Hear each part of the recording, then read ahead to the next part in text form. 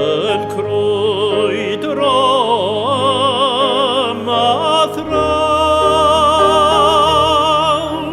ac yn yr rhyw ddisgwyl bob yr awr, fod ti fy nhad gerllaw. Ac mi debygaf clywaf sŵn nefolaidd rai o'n blaen,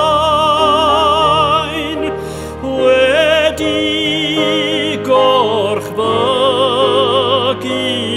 a mynd drwyd ymhest Lloyd dŵr a than.